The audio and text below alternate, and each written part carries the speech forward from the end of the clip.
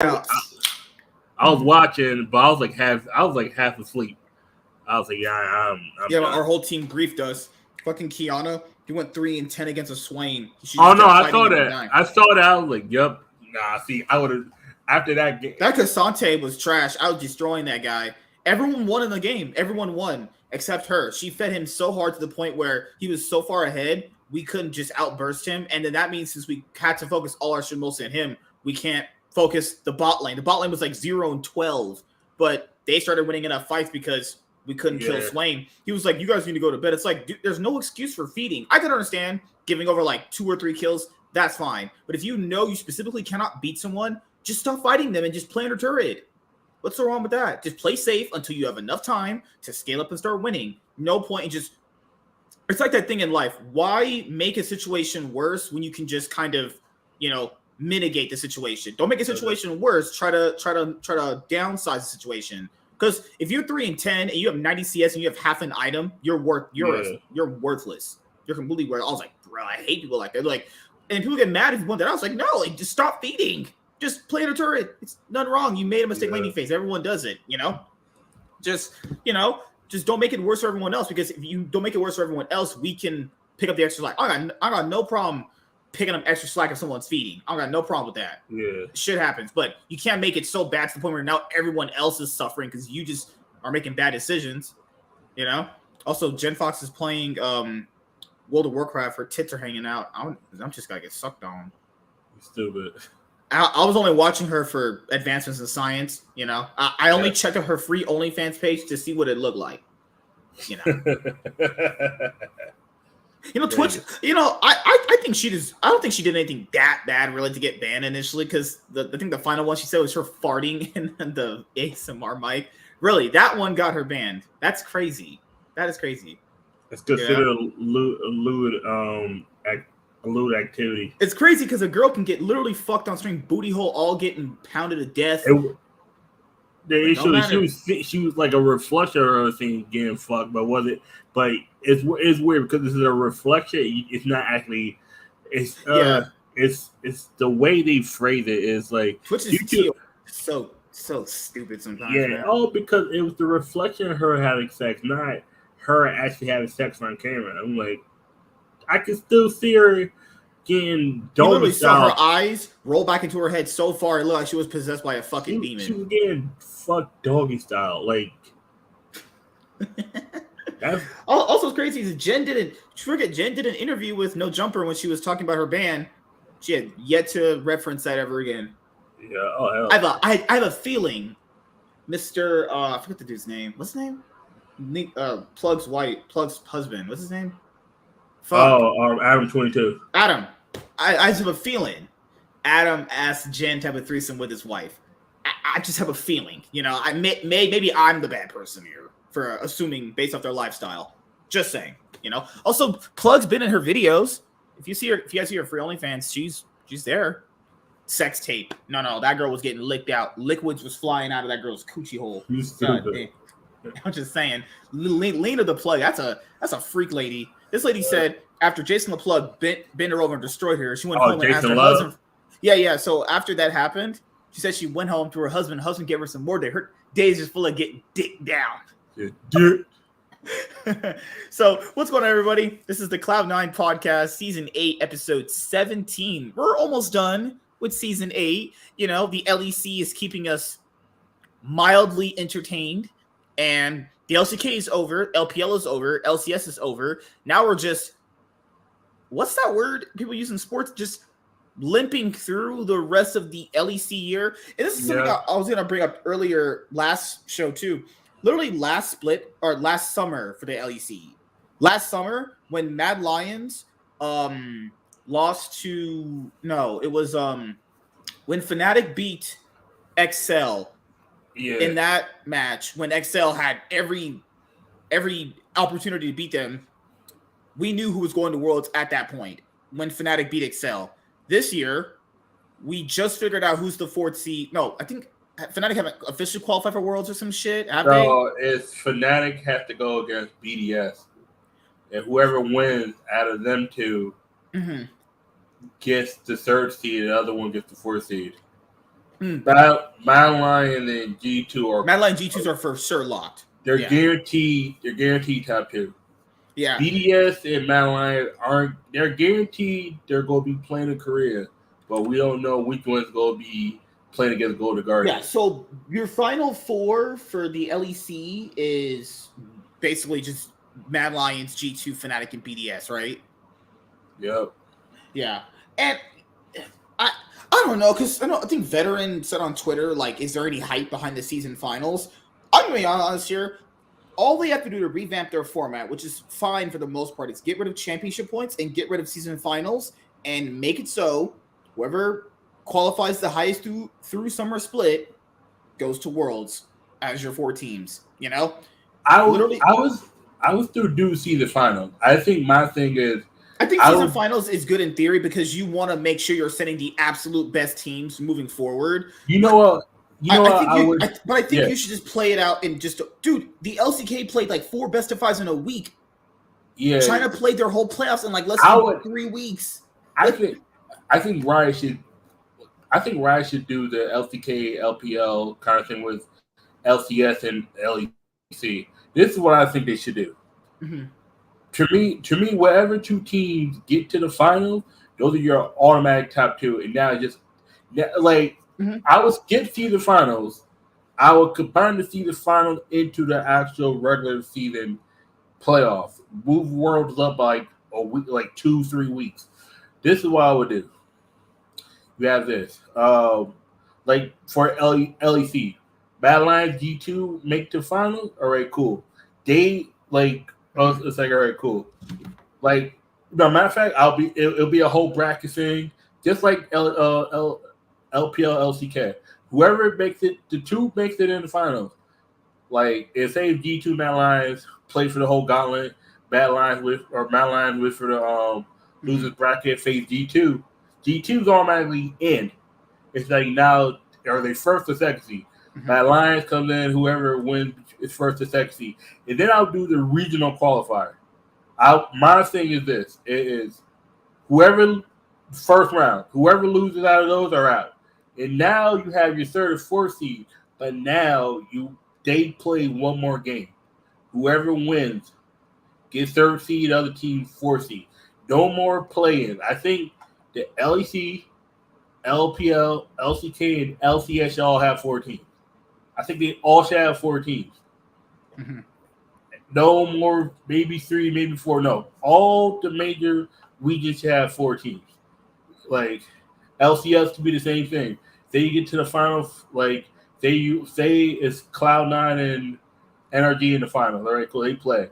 Now whoever are the top 4 remaining teams, the top 4 remaining teams that like whoever is 3rd through 6th in the regular season, or no, matter of fact, whoever is the top 6 is because the way it's got to be is like whoever's top 6 in the playoffs after you got all the teams, like whoever loses in the lower bracket of the playoffs, they're automatically out. And now you know who your 6 teams are.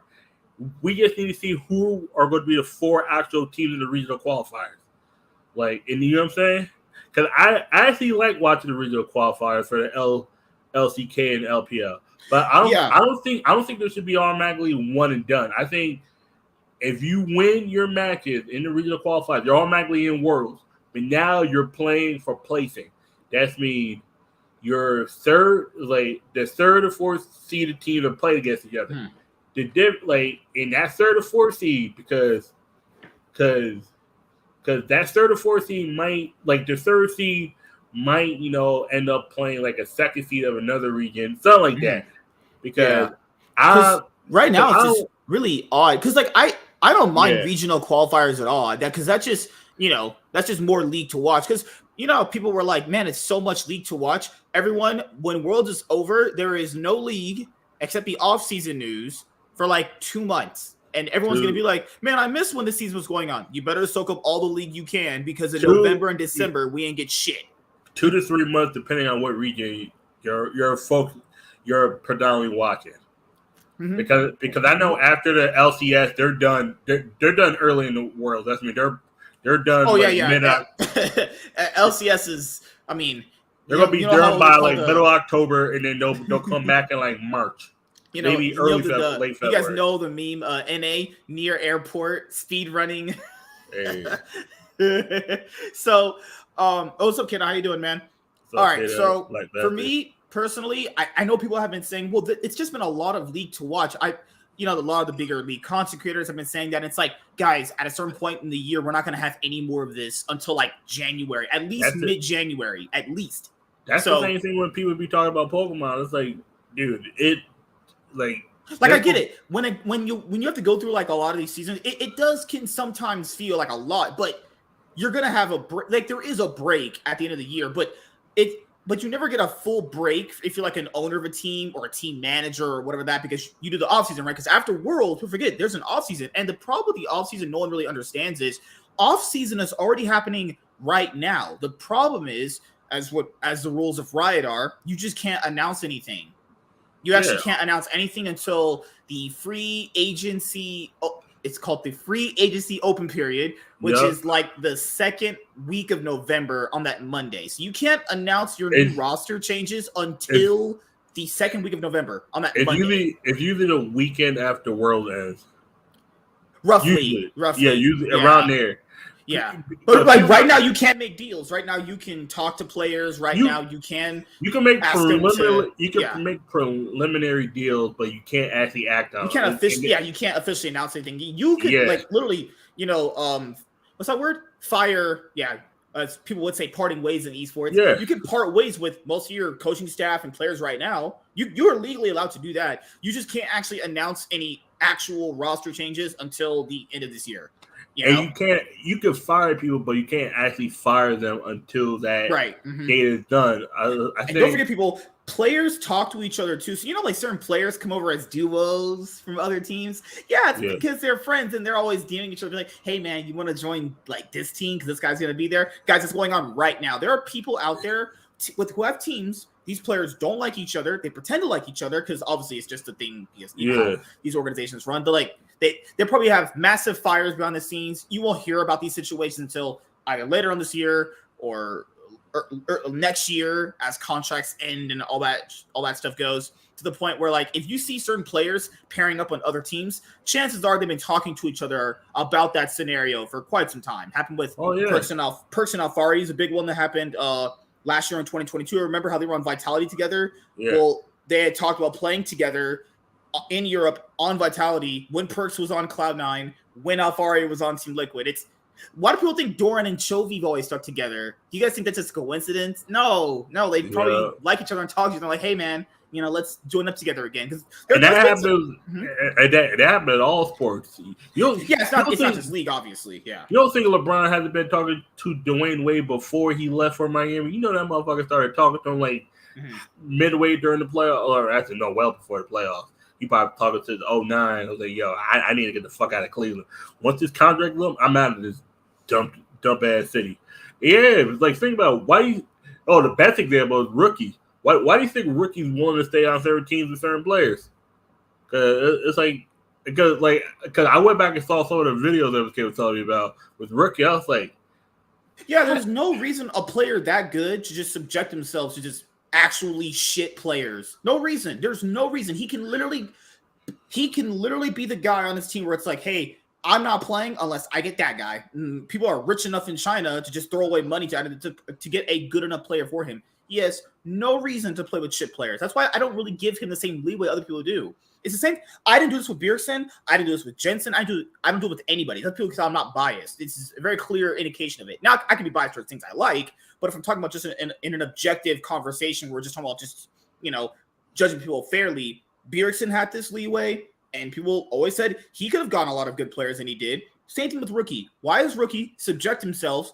He's this good. We know he's good. He's not terrible. Obviously, people kind of harped on his mistakes this year, but people have to factor in there has to be someone like that guy. If you don't, that team is going to look like pure shit. If no one takes the lead and no one does anything, your team about to look really bad, obviously. Yeah. So yeah, he's going to have situations where he puts himself in in advantageous positions to help make his team do anything, you know? So if you're a player like Rookie,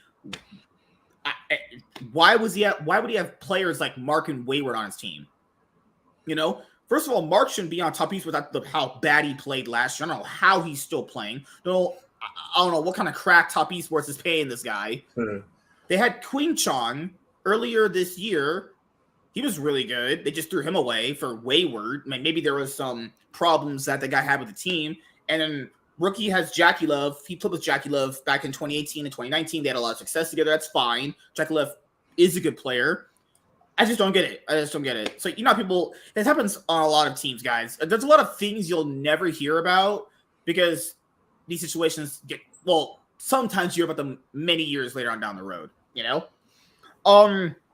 So that for me as watching the LEC games, I watched everything. I'm all caught up. So for the LEC format, I would say throw away championship points. Like season finals is an interesting idea because you want to make sure toward the tail end of the year before Worlds, you are sending the absolute best teams. That's fine. I just think that you can do it in a much more condensed period. You know, the LCK can literally play 5 best of 5s in a week. There's no reason why the LEC shouldn't. You know, you don't need to have multiple weeks of this. You know, because my thing is because they only played 9 games, they go right to playoffs or whatever they call it. It's like it's like damn, your season is a lot shorter. It's like shit. It's like it's like fuck. It's like is there a way where you could play like best of 3s or something? Yeah, and it's also a thing where people say there's less hype surrounding it, and it's like it's not that it's less hype. It's just more like the summer split should be the ultimate decider of who's going to Worlds anyway, and they this year for some reason put no like significant stakes on their summer split. You know, it almost just like because we knew G2 was going to beat BDS. It looked a lot more rougher, and we'll go over that later on. But it looked a lot more rougher than it should have. But they still managed to win, right? And you had the situation of today where Fnatic took down Excel. You know, like most of the teams that you thought were gonna go did, but it just kind of felt like we got there in a lot more of a bumpier road.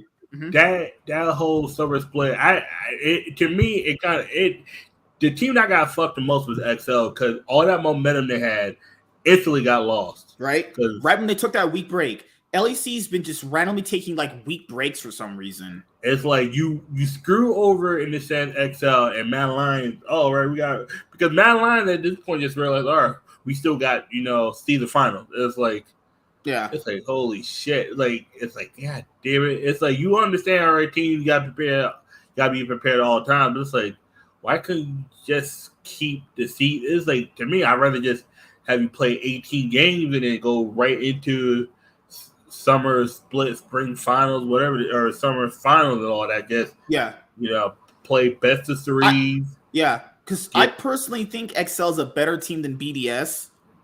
I think XL's better than like SK at least better than those two teams. Yeah, and they did have 2 shots at making it to Worlds. Like on paper, given the recency surrounding them and Mad Lions, they could have beaten Mad Lions. Like Mad Lions isn't some unstoppable team. Mad Lions is not, but I think what it is when they got their break and when it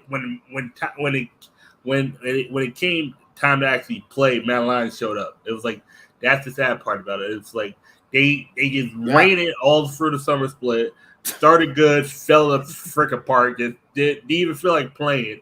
Got in, got out of the play or whatever the fuck it is. And then they just left, and then they come back. It was like they literally just because they took advantage of the format. They knew they had enough points because they won the spring split. They played the system perfectly. All they had to do, they knew all they did was just get top 8, and they're just fucking secured. I know, and that's the sad part. That's all they do, guys. Was get top 8 in summer. They got like 7th, guys. They hadn't won a single game since the second week of June. They got 8th though. They got 8th or 7th, right? I think they were bottom. They were bottom. Yeah, it was 8th because they were going against Vitality. They were they were competing with Vitality to see who's less shit. Because the Charles is dead last and Vitality. Also, keep this in mind. There's a world where if Heretics beat, I think Fnatic in that best of 5 they had a few weeks back, then Koi could have made season finals. Guys, Koi hadn't won a single best of 5 all year.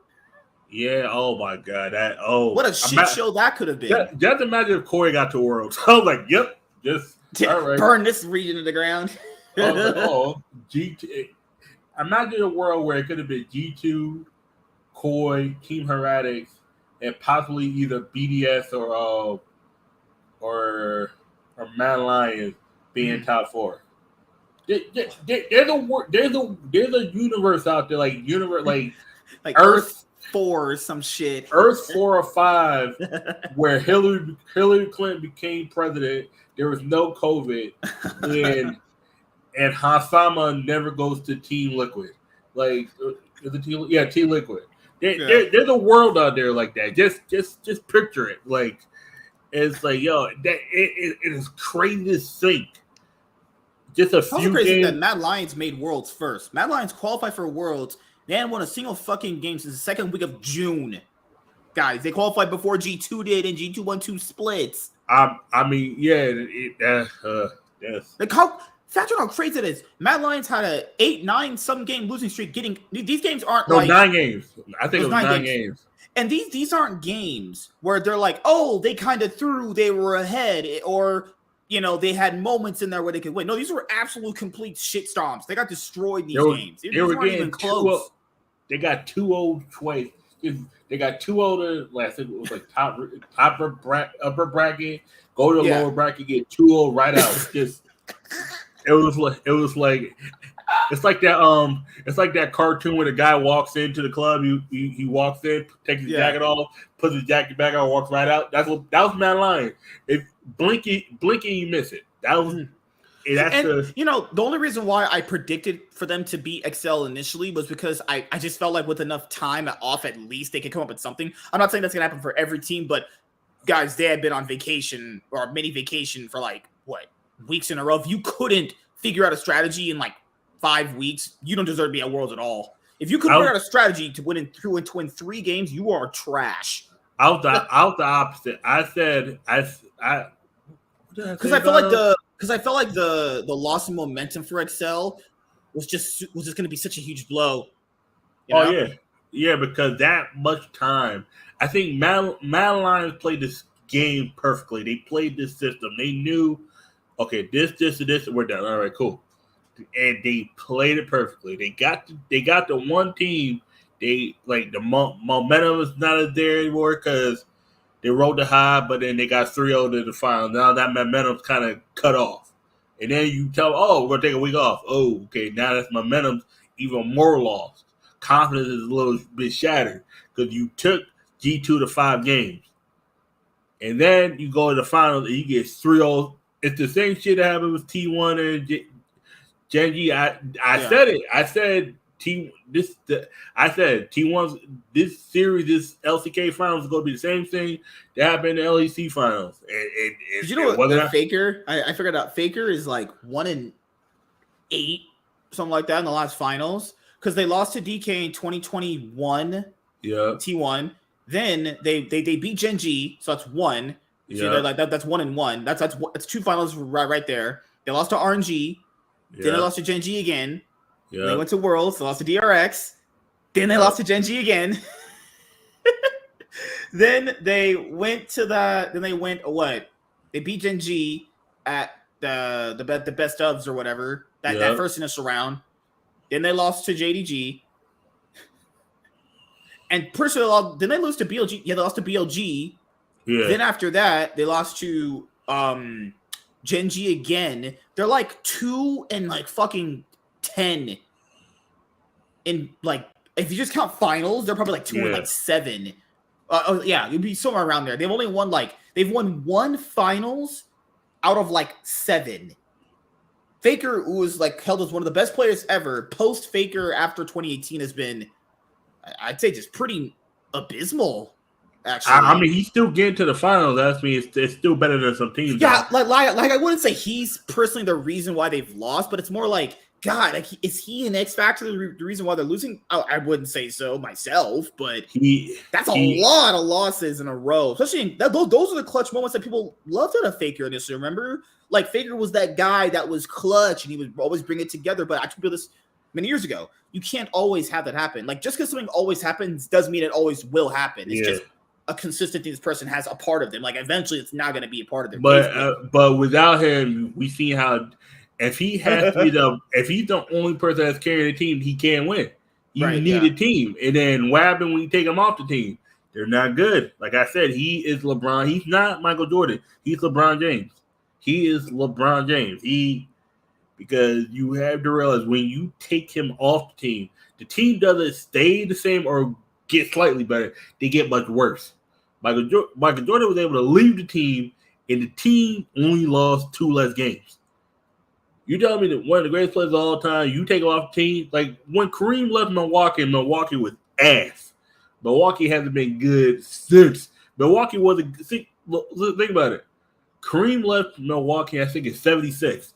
Those motherfuckers wasn't good to 2001. 25 years.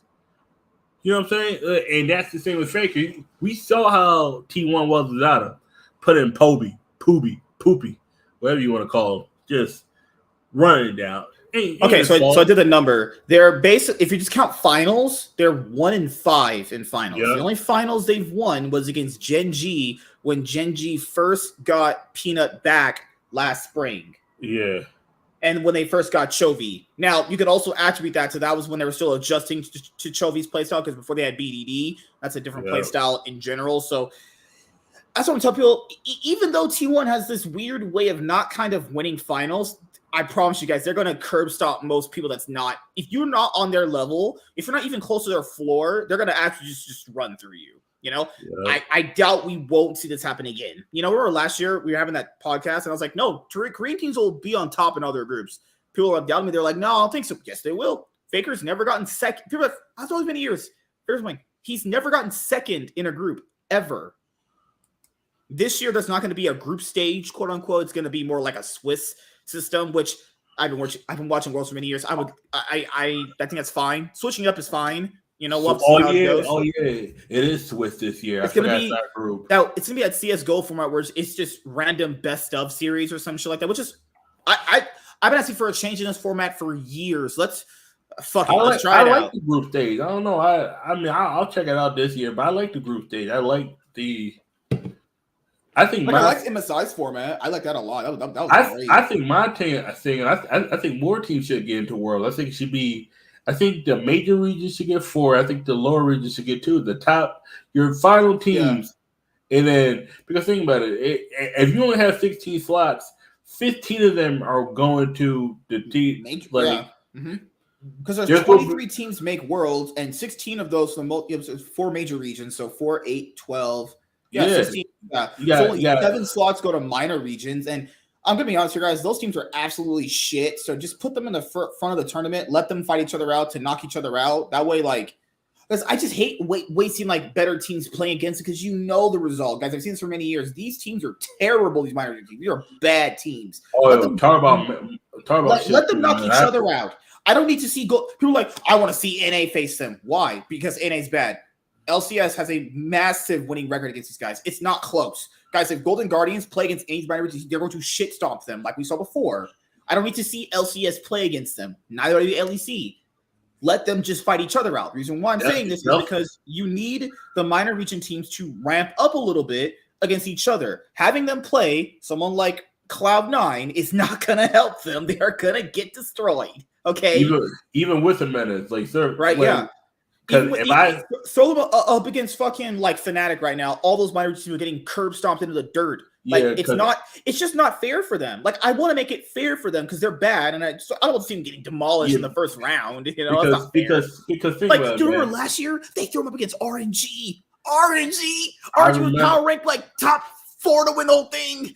Not even that. You remember the team that was going against DRX? You're like, oh Jesus! And DRX just ran right from Emmitt Smith in '95 and run.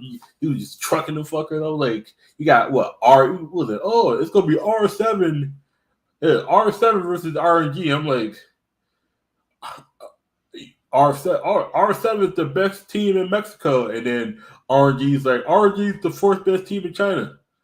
You could have put the 10th best team in China, and they're fucking smoking R7 and loud. No, I saw some of those games last year. R7 was down 10,000 gold in 16 minutes.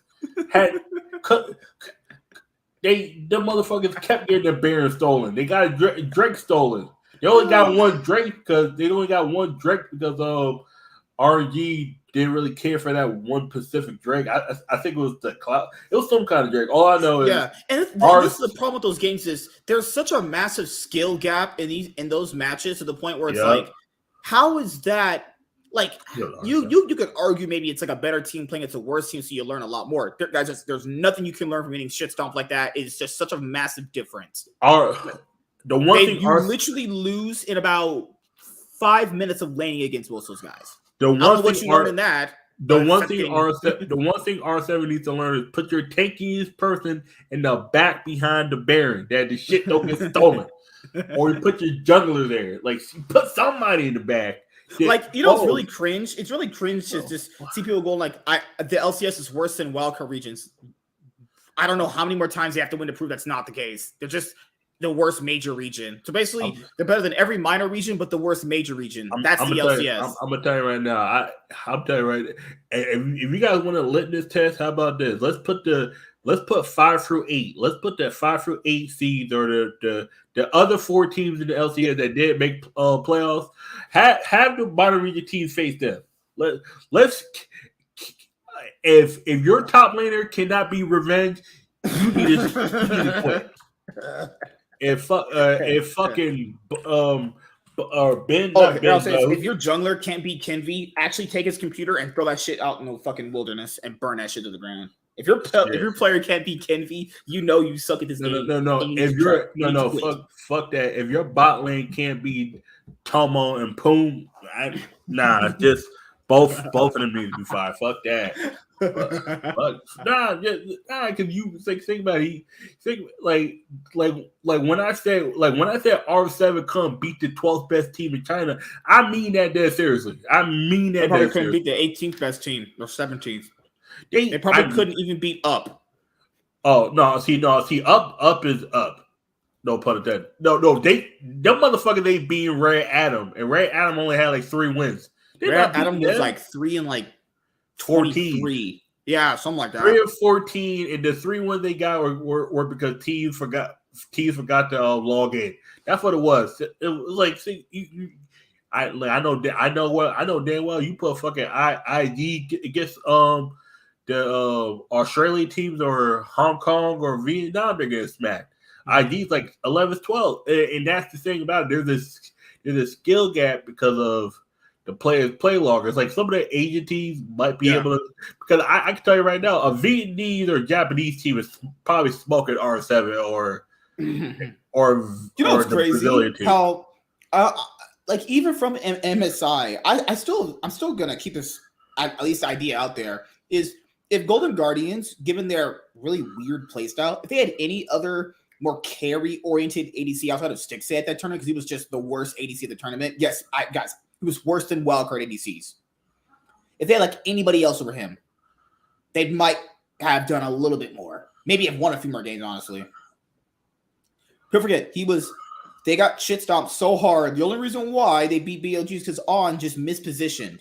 Yeah. That's the reason why the LCS is considered bad. You can't hope for that. You can't just hope a guy just mispositions and you win. Who would you switch Stixay for? That's the real question. Who would you at the tournament? I have to go back and see. No. Literally,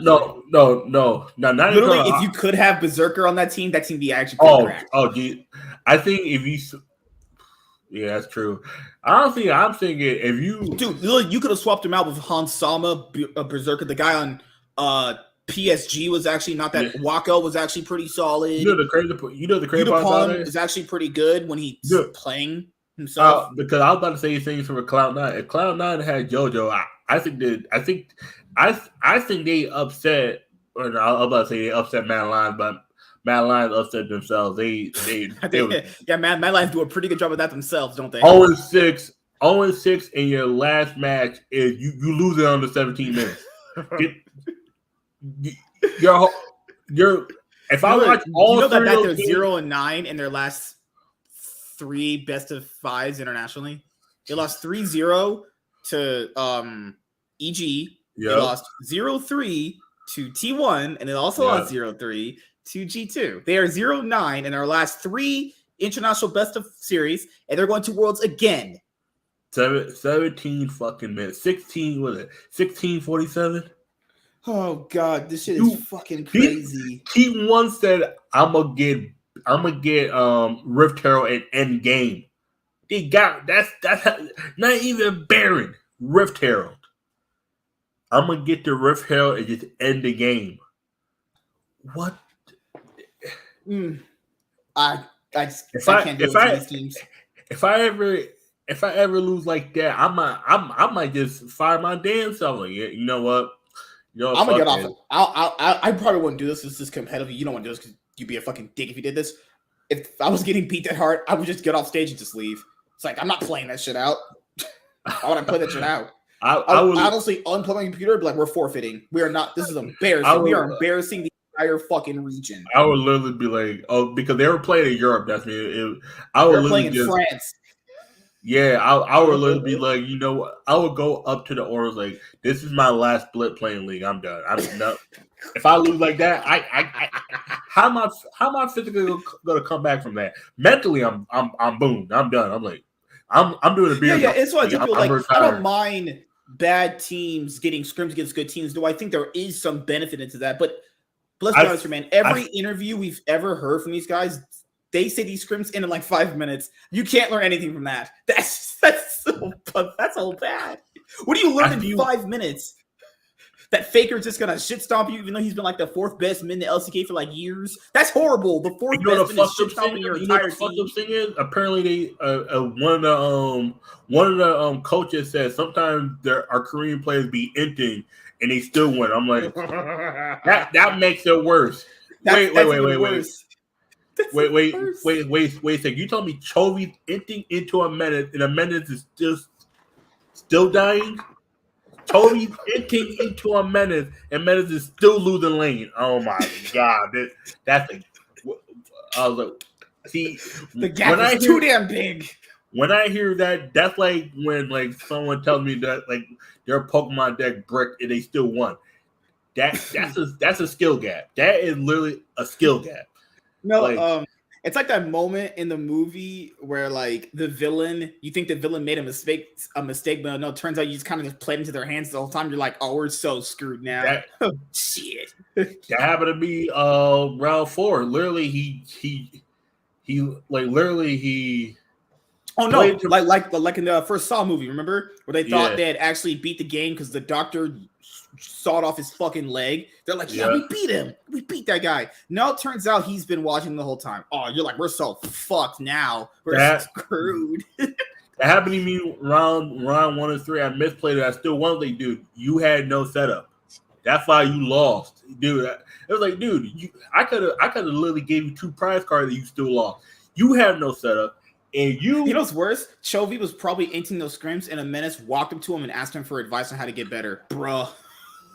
Chovy did say a menace did ask him how to get better after. It was like, that's like, inting. Stop. Just don't run it down. Like, it's not that hard. When you have a lead, just play more calculated. Not that hard. I promise. You know what a menace said? You know what a menace said? Mm-hmm. Apparently, they told him better just be patient. You don't have to try to force things. Sometimes they'll come to you. Because if you try to force, he's already better than Chovy, so he doesn't need it. Cold. Nothing of value was lost. Like I'm just saying, if you give Knight, fucking rookie, who else? BDD, Chovy, 4 kills in a game 4 on.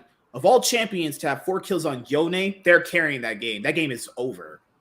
They give 4 kills to a menace, you might be putting Yone's swords down your throat. Yeah. You know, but just saying. I mean, that finals, I'm sorry, the biggest copium was people actually thinking NRG played great and deserved to win. We're so screwed, man.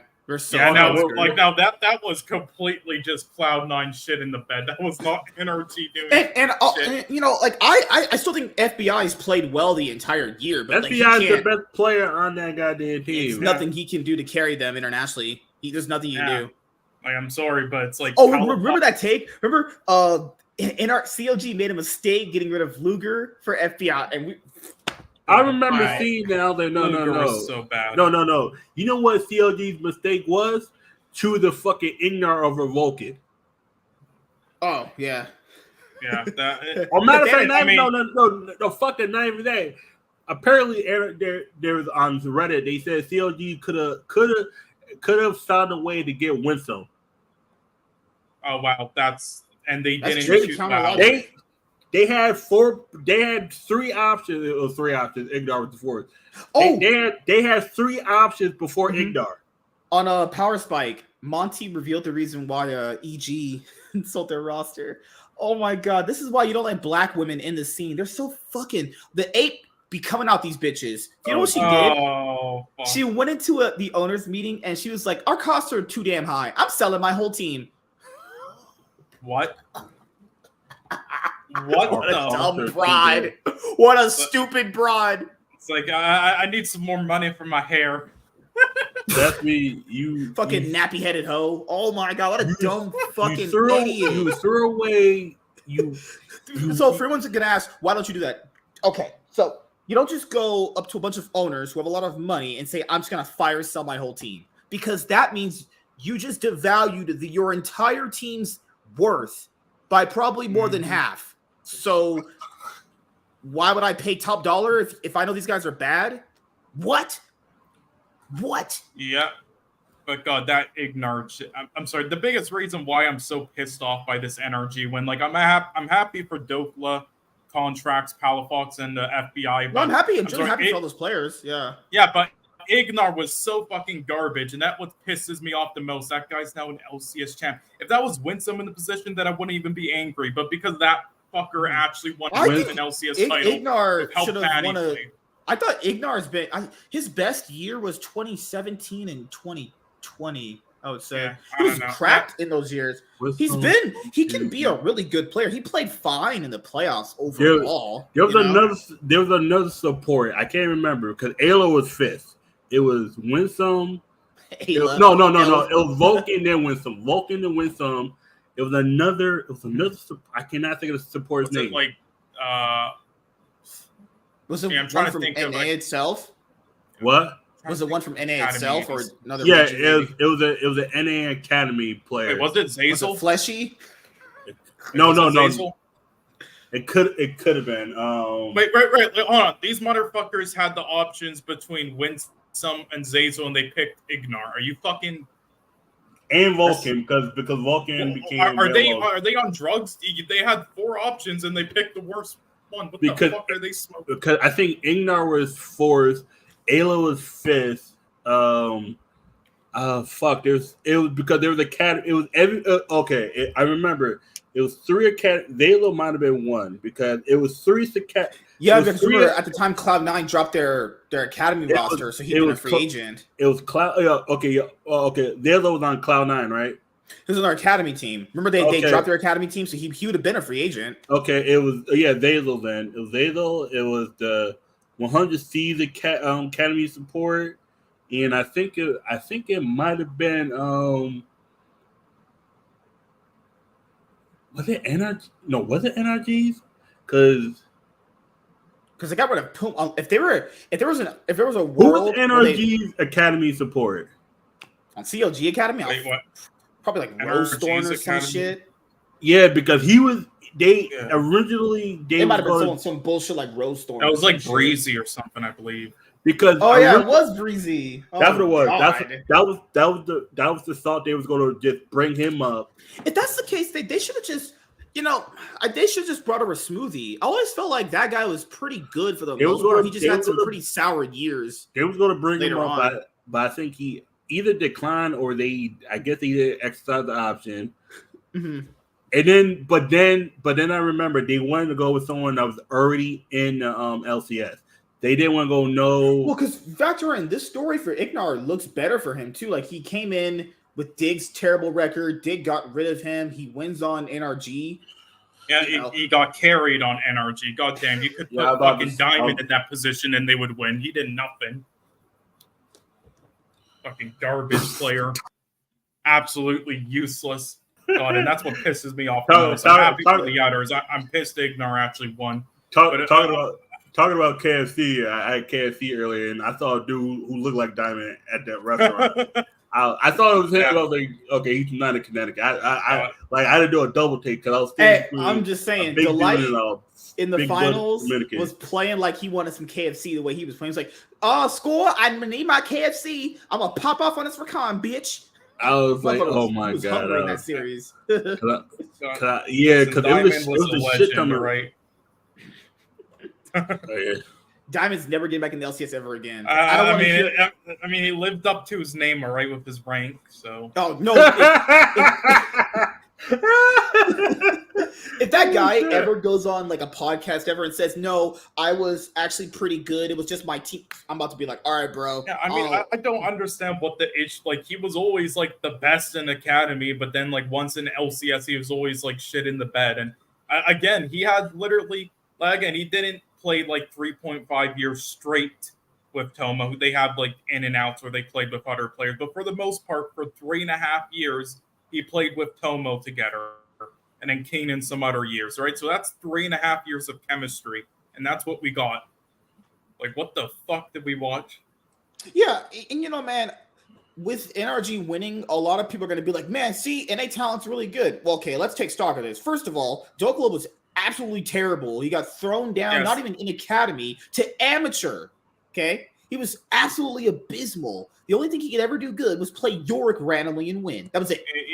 And no, he was not that. Listen, the only reason why he looked good in playoffs in the finals was because these idiot teams, just like Cloud9, kept giving him the most OP top laners in the fucking game. Right, the guy kept getting fucking dicked in lane all finals.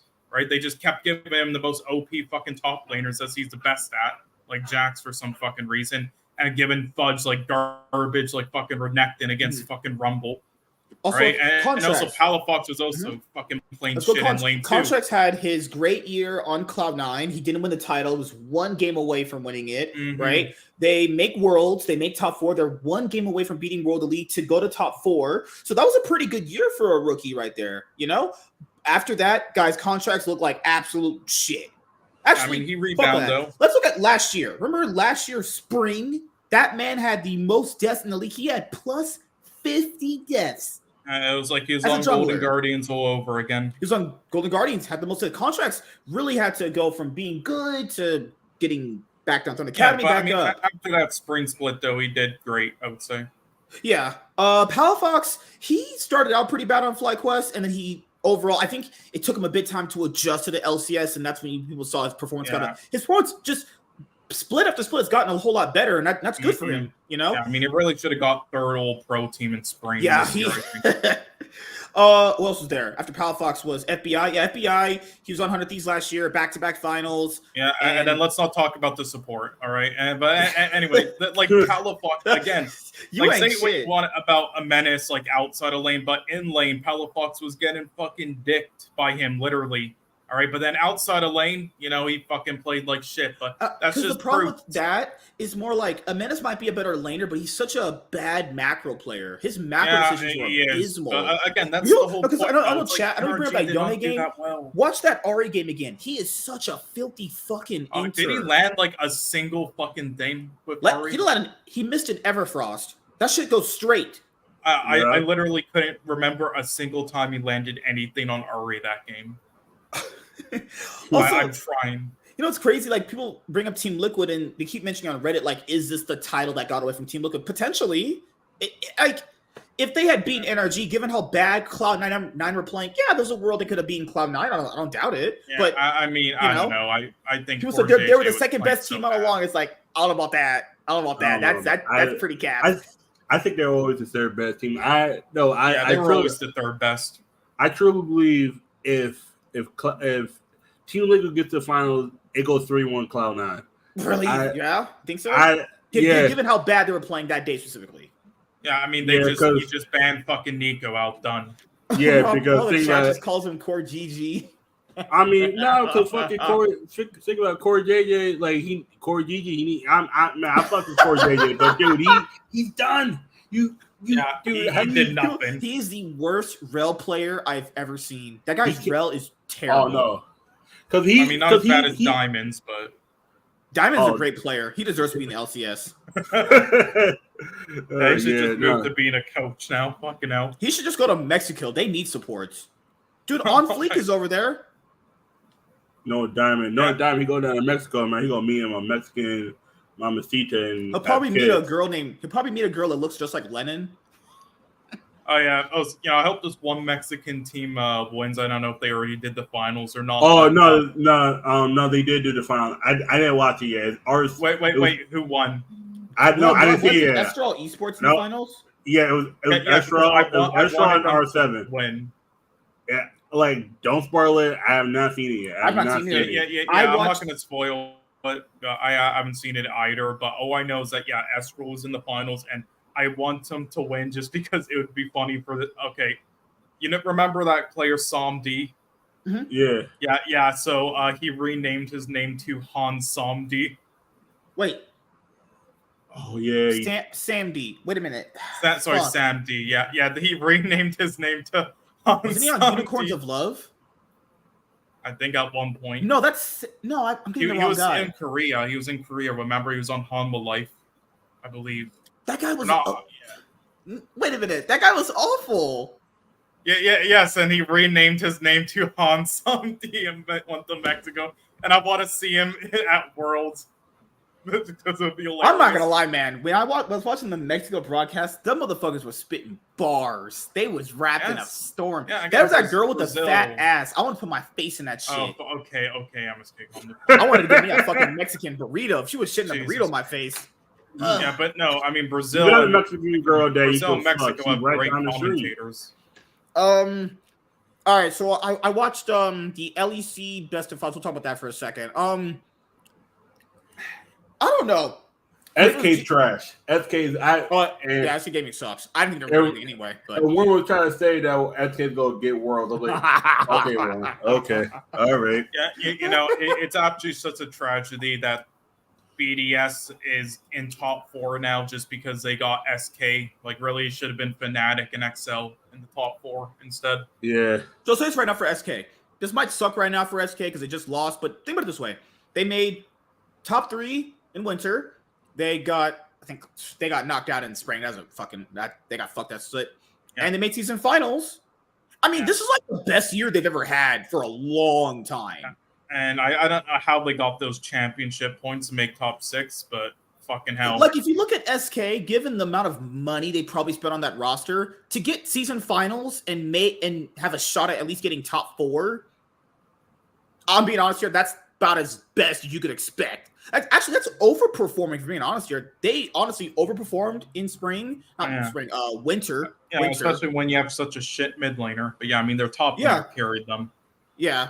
I mean, they got kind of what they paid for, and they got better results than they should have, in my opinion. So, I mean, they're not going to spend top dollar. They're going to be that random org forever that just randomly maybe or may not make playoffs, and they may or may not have a chance at winning a best of 5.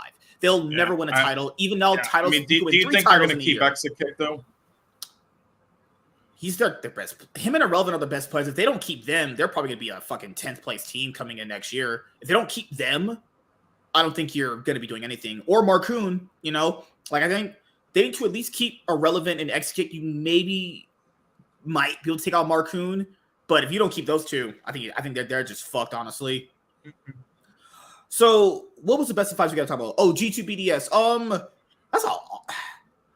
It kind of looked like a C9 CLG series where it kind of felt like just G2 would just get a little bit more frustrated playing into them. Like, they got it done. It still looked pretty dominant for the most part, but, G2 ended up making it to Worlds second over Mad Lions, who somehow made it first. Wow, that is just hilarious. Mad Lions. Mad Lions. I want to make sure we reiterate this for the past 2 weeks. Mad Lions made Worlds first over G2, and they had went 0-8 They didn't win a single fucking game since week 2 of June. 0-9. That's even worse. They went 0-5 to end the season, and then they got 2-0 completely out the goddamn playoff. 0-2 for the first team. I don't give a shit about it. The second team, they got kicked right out. They came into the playoffs, saw the building, said, "Oh, this is a nice building," and walked right back out. Thunderees, what's up, buddy? Yeah. T1 Revenge. Oh, hell. Oh, yeah. Oh, hell yeah. T1 Revenge. Oh, Jesus. Don't do that. You want Faker to look at Revenge like how fucking Jensen was looking at our move last split? Jensen wanted to kill our move. Every time our move. T1 can be. If you. I'm saying right now, T1 wouldn't pick up Revenge even if his Zeus's 2 hands were cut off by a Saudi Arabian. I'm just saying right now. Revenge is absolutely terrible. You don't want fucking Faker looking like Jensen after he was. Like I said, Jensen wanted. Oh, I want to ask you guys. You guys saw Fnatic versus XL, right? Yep. Okay. Yeah. So I know a lot of people are talking about that game 5. So keep in mind, this is the second time Fnatic has stopped XL from going to Worlds. Last year, they literally actually could have just ended the game, but they took objectives. They didn't, because people would be like, why did they take Elder and Baron? They didn't need to. Their comp could have just went in and fought and won. And they kept messing up, taking objectives. Fnatic just kept crawling back and they beat them. So the XL didn't make Worlds last year. If XL had beaten Fnatic, they'd be the 4th seed last year. The same thing with this year. If XL had beat Fnatic this time around, which they clearly could have, they were same scenario. They could have won today. They're winning the game. It's over. Just fucking get Baron, get Dragon stacking, and you can win. They do it again. 2nd year in a row. They have game 5 against Fnatic. They have the winning position, and they throw it again. I feel bad for Abadage. Abadage was clearly carrying them throughout the entire day. You can't catch a break. Peach is too damn heavy. Peach is trash. That guy sucks so bad. He was doing great. He was doing great in the regular season when he came over. Then he fell off the cliff. Yeah, when that guy plays Sejuani, I want to just slip my dick off. I saw that. I was like, oh shit. Okay. Yep. If you play Sejuani like that, you suck. Oh yeah, bad. APA is definitely getting exposed. Oh no, easily, dude. That pussy ass. Shit. Like, yeah, I just feel bad for XL. Yeah, dude, 2 years in a row, they're winning in game 5, and they keep throwing. You can't make this shit up. I felt bad for them because they get to 2nd in the summer finals. They get 3-0'd. I mean, now their confidence a little shaken. They get a week off, and then they get to one team that had the most rest out of everybody. Fucking Mad Lions. Like if they literally had BDS or fucking SK, they would be top 4. No, none of that. If they didn't take a week and a half off or 2 weeks off because of the next week, and then by the time they got back, it was 2 weeks. Yeah. If they didn't take 2 weeks off, I think they beat Mad Lions. Like, because they would have still had some momentum. Mad Lions literally came in. Mad Lions stopped playing week 2. And they were like, all right, cool. We just need to get 8 seed and win Worlds. That's all it was. Mad Lions played the fucking. We're up the game right now. Also, today for Fnatic's wins, Oscar, Chad Skurin really putting Fnatic on his back. Trimby played pretty well. Noah had a series, I guess. Noah could have griefed him this whole goddamn. Humanoid almost through the series, but almost. If XL had a better jungler, Humanoid would have been the worst player out of all 10 of them. Because I don't know how Fnatic fucking gets away with it every single time. How XL can keep throwing year on year after that. So, first of all, if anyone doesn't know, Callista literally falls off a cliff if she doesn't get ahead. But they played so badly around Callista that it allowed Callista to hit her power spike at like fucking 20 minutes in. How's that even possible? Exactly. That's like, it's right here. They're winning the game. They're ahead in tempo. They're ahead in every objective. You get your dragon. Then right here around this Baron spot, they lose. Right when Fnatic won this Baron fight, they won because first we having Tristana late game is amazing. Talia jungle can work. I still want to draft Talia and Nikasante. Don't like people keep doing that, honestly. But It can work against the three other bottom champions they have. It's Ari, Zeri, and Rakan. They lose this Baron team fight, and it's just over. You can't win at this point. I don't get it, man. Remember how Fnatic threw in Baron in game 2, and then XL managed to claw it back? Yeah, that was when you had a better comp to do that. You can't be doing that when you have a fucking jungler who's as bad as Peaches. Like, God, thank God he wasn't at World. That might have been the biggest stomp I've ever seen in my life. That would have just been embarrassing. Then obviously it's over at this point. Excel's comp needs to get ahead. They got ahead. They lost their lead, and that's how the cookie crumbles sometimes. Humanoid's gonna be at Worlds with Razork again this year, but they have Chad Skurin. The West is doomed. It's doomed. EU has looked like shit all year, and I keep saying if only XL just faced SK or BDS, and they would have smoked them. But not even that. If XL would have just beat Mad Lions, or like that was my main thing. Going into the series when people had Excel over Mad Lions, it's like Excel at their current state should be beating Mad Lions. Should be. Yeah, like I don't know. Like Patrick in the series played well. Abadage played well. But the thing here is Otawame just running it through these games. Peach they're playing 4v5. Peach doesn't count. Fucking Limit can't fucking charm a person as Rakan. Like, what is not even that. Every time I turn around, Limit's dead. I'm like, Jesus Christ, man. You was like fucking hell, Rakan, like fucking Limit's out here charming the fucking Ornn. Like, what are you doing, you fucking clown, you fat fuck? Trying to get your KFC early to eat that shit when you're fucking beating off next to your monitor, you stupid fat idiot. The difference between him and fucking Diamond, Limit might beat your ass. Diamond ain't gonna do shit. Diamond will actually eat your ass. That's the thing. Yeah, Diamond's fat. Limit is buffed. Like he built like a fucking NFL football player. I don't know. That motherfucker chose the wrong sport. That motherfucker need to be a goddamn lineman for the goddamn LA Raiders or whatever the fuck they're at now. Oh yeah, at one point they were gonna do when they were both Broken Blade and him were on Shulk, they were gonna do a new cosplay. Oh Lord. Also, feel in mind how bad this is right now. So this is the last game-winning fight of it. Peach straight up got sold out by a Tristana. Now that's not bad when you look at how much damage she'll have at this point in the game. But if your jungler is fighting the tank, where does he throw his ult? Watch what Peach does. Okay, they lock up Ornn. Okay, keep chunking him. You don't gotta just go all in right now. Just keep chunking. No, your fucking 3 carries are by themselves, and Peach is right here fighting the Ornn. FF, burn this unit to the fucking ground. Throw that shit out. I saw that. At that point, you're like, FF, we're done. No. Once I saw that, that was like the game we were playing. FF, we're done. Once I saw that Ornn all hit, that one time I got that one Ornn hit, all hit, and everybody on the team got killed, and then we just ran right down the lane and got all the towers and ended in like 25 seconds. That's what happened to them. The Ornn all hit, everybody got murked. And next you know, you look up and Fanatics crashing in the Nexus. Just that's how fast it is. That's how fast it goes, man. I just don't get it, man. How do they keep getting away with this? XL is so right there. It's momentum. I think this one was momentum. This is what makes, you could say, real League of Legends. These certain players will get known for not being clutch. And yeah, I like Abadage a lot. I think he's actually pretty good, but he is not clutch. He has a huge problem with that. He can't get it done when it matters. When there's a crowd, apparently. There's no crowd and there's COVID, he can win.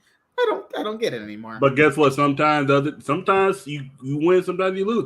That's the sad part about it. It was like you gonna be as good as your freaking teammates. Like last year, he just got beat by a better team. It was like this year he got beat by a better team. There was always a weak link. Last year it was Huhi. And FBI just, laning phase is not good. This year, team chemistry just not being there, I mean, the roster. Yeah. Yeah, plus fucking this year, Peach. Peach is just, they don't have a jungler. They're playing automatic 4v5. You're playing automatic 4v5 because he's that terrible. I wish teams could just take players off the team that don't make playoffs. Be like, out of the 4 teams that like I wish XL could have just took Yankos off Team High Radix and just put them on there. Imagine how much different that team looks with Yankos instead of Peach. Oh imagine that.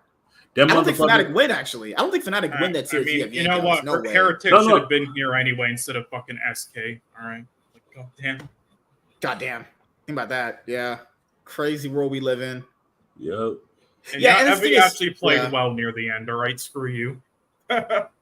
Evie? Yeah, he actually played well near the end. Too bad it was too. What he did? Are you high? But the sad part, it was too little, too late. It was. Yes. If he would have played like that a little bit earlier, Team Ironic would have been in a better spot. You can't be the bottom 2 of the league of your region and still hope to get like XL. It wasn't bottom 2 all the time. I mean, yeah, it was just bottom 3 sometimes. Bottom 3, but guess what? You're still the bottoms. Now you gotta go all the way to the fucking top. Dude, those games he was doing well, and he was still down in CS and down in map pressure too. Because he roamed a lot. He can't see. He's eyes are like this. Oh my god, he roamed a lot. Dude, he did good in winter. He did bad in spring, but all of his teammates were good. He was getting fucked. If you ban Cassante, he is auto useless. He was getting fucked by Photon. He was getting fucked by the BDS top laner with Adam. Okay, well, no, Adam's is garbage. Adam, who the minute who loses a 1v1 in the top lane gets instantly starts griefing. Like, once about a gap, Broken Blade fisted Adam so hard, bro. If you saw Adam's face after G2 beat them, we were in game 1 of winning. Broken Blade kicked Kled into. Oh my fuck! I saw that.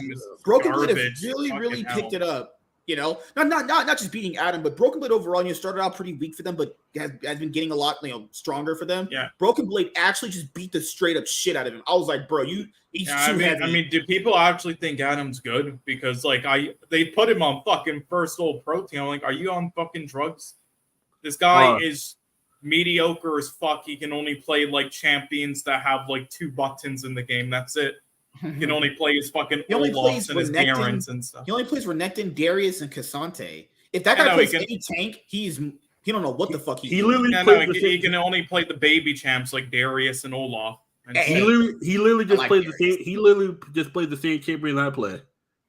Yeah, and there's nothing wrong with playing tanks. It's just more like he is the way you play a tank is not the same way you play like Darius. When you play a tank, you realize you don't really have a lot of damage. You have to be useful in many other areas, right? He is just stupid macro-wise. If he's not, it's not that if he's not ahead, he doesn't win. If he plays anything that's not more like a carry, he just is worthless.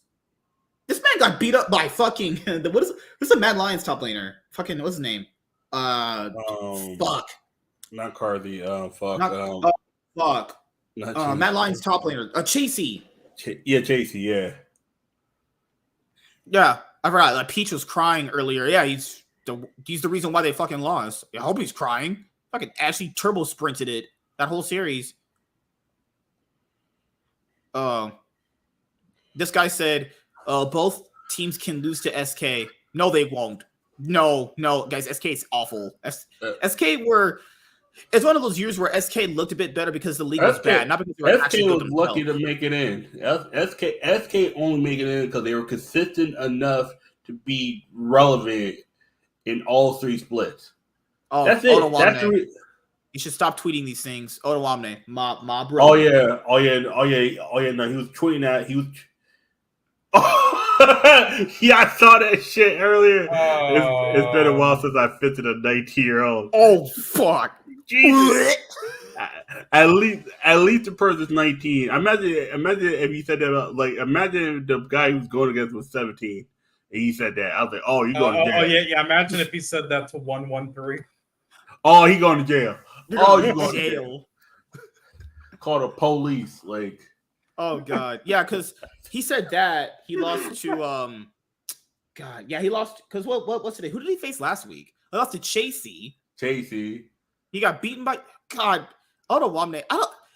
He has that problem with clutching too. All the players that you guys saw earlier tonight say XL always had these problems of being clutch and not getting it done. all of them had that problem. Not Peach per se, because he just started. He can't really have an issue, but like all those players can't clutch it out. Like, I want to believe in these guys. I do, but you gotta get it done when it matters. You have to. They had 2 chances to. They could have beaten Mad Lions. They looked better than them for most of the splits. That's what I'm saying. Once they lost to Mad Lions, their confidence was just not there anymore. They could have beat Fnatic in this game 5. They easily could have won game 5. They could have. Man. I don't know, man. Like, Fnatic making rules is sad. That they're about to get utterly curb stomped into the dirt. No, that's not gonna. That's what I'm saying. Both of these regions are bringing us some sad ass teams. It's like NRGs are supposed to be the best team in the LCS. We're fucked. We are so fucked. Yeah, I'm sure.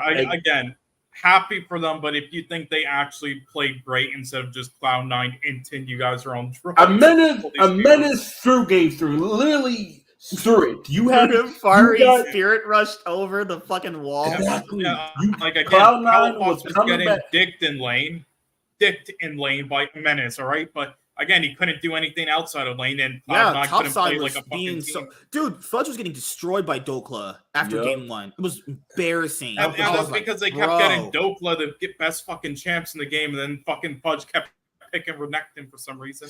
Fudge got like that game 2 where he got ran down by Jack. Oh, like game's over. If you do that shit, it's over. Like, give the enemy fucking top laner Jax or fucking Rumble while playing Renekton. Actually coming back.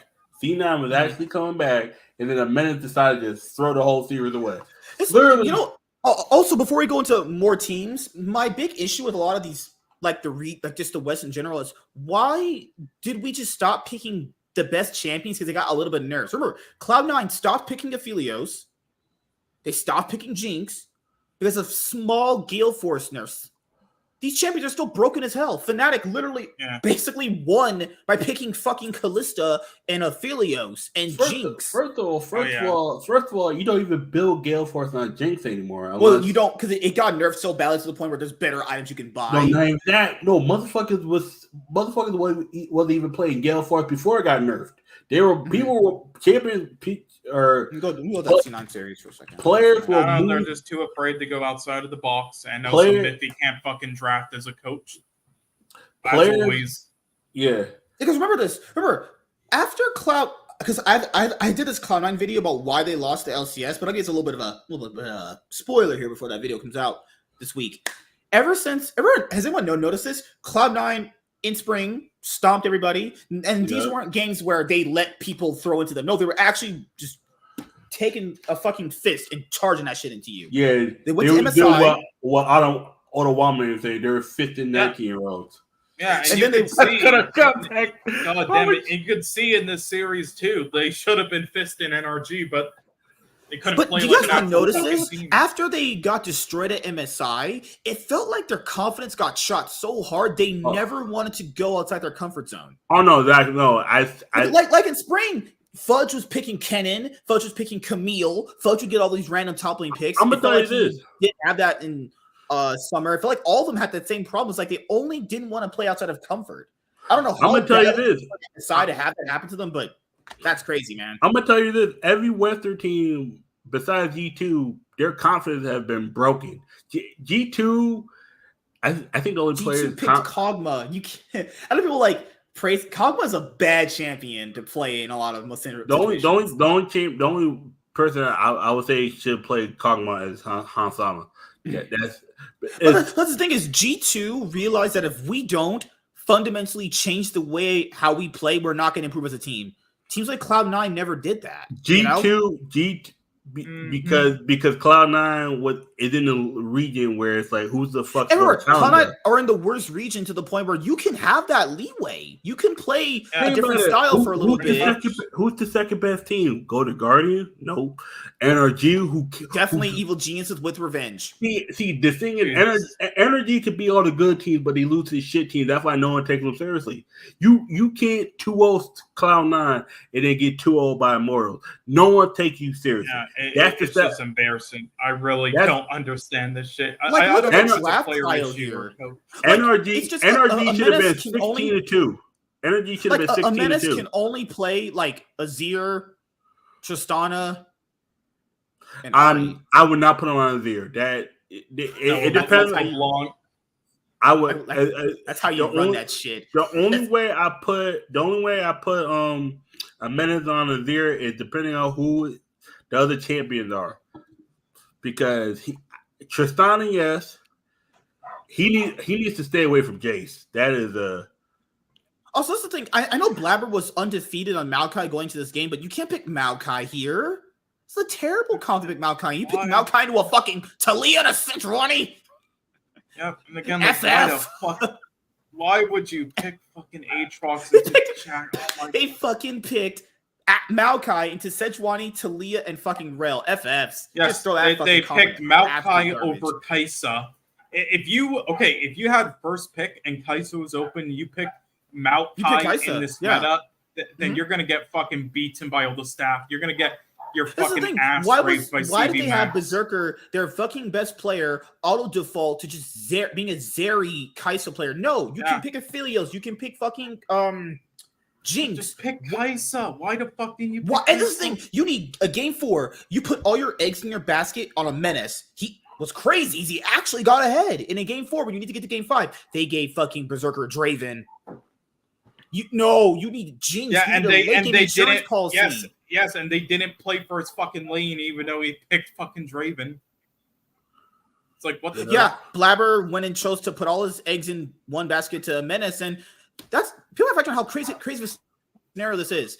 They need to win this game. He gets ahead on Yone. Yone, if all champions of 4 kills, it's over. And he can't do it. And I don't get why Berserker got Draven. You need Jinx, and you need a late game insurance policy if Yone loses his lead or if a menace ends. Giving him like terrible bot lane picks. Renata? Who picks Renata right now? What?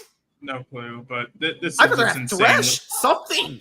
It's an awful draft. It's like anybody who says NRG actually played great in this, you are on drugs. No, Cloud9 fucking just inted. That's all. Game 3, they entered that. They made a comeback just to enter it all the way. Yes, and game 2 they couldn't draft. This was game 3, right? Exactly.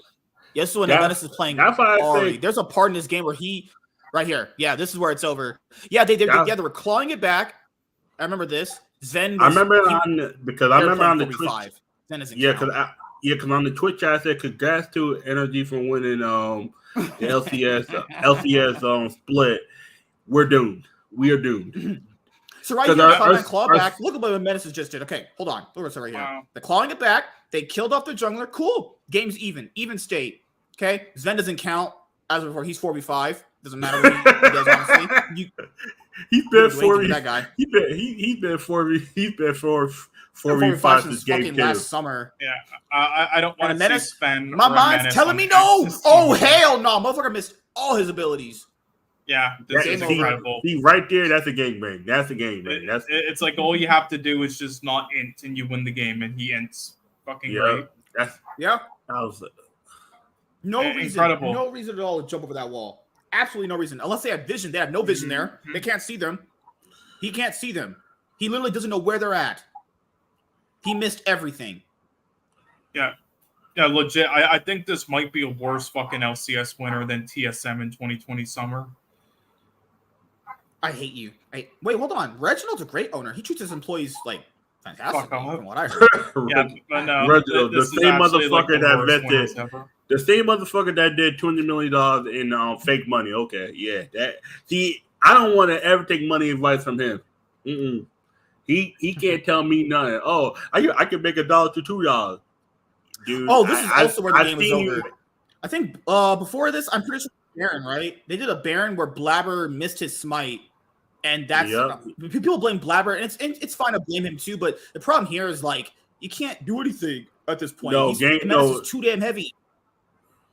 It was game 4. It was game 4. In more ways than one. Yeah. What the fuck were they even doing? It was right. Yeah, right here. So theoretically, if Blabber gets this, they may or may not have a shot at still staying in the finals. Maybe. Theoretically, right? They're the energy top was better than theirs anyway. And then this is the point he got the Baron, but this?